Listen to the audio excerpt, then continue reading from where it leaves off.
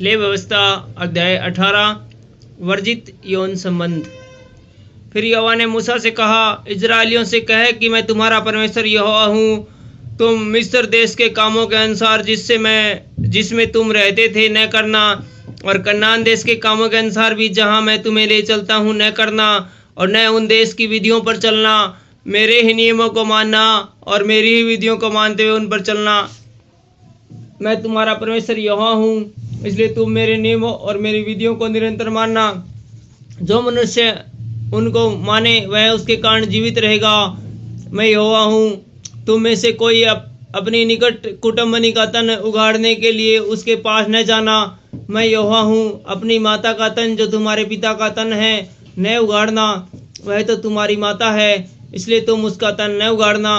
अपनी सौतेली माता का तन भी न उगाड़ना, वह तो तुम्हारे ही पिता का तन है। अपनी बहन चाहे सगी हो चाहे सौतेली हो, चाहे वह घर में उत्पन्न हुई हो चाहे बाहर, उसका तन न उगाड़ना। अपनी पोती या अपनी नतीनी का तन न उगाड़ना। उसकी देह तो मानो तुम्हारी ही है।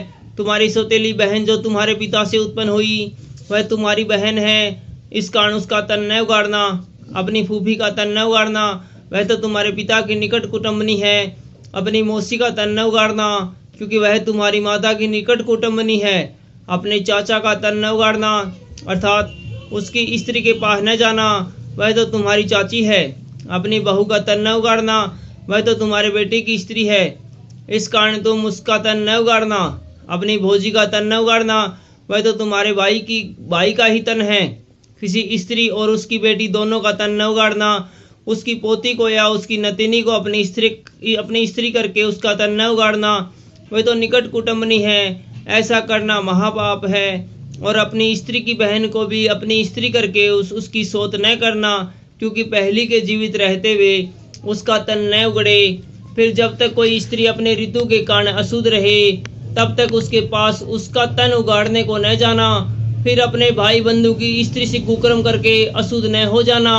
अपनी संतान में से किसी को मेलेक के लिए होम करके न चढ़ाना, और न अपने परमेश्वर के नाम को अपवित्र ठहराना। मैं यहोवा हूँ। स्त्री गमन की रीति से पुरुष गमन न करना, वह तो घिनौना है।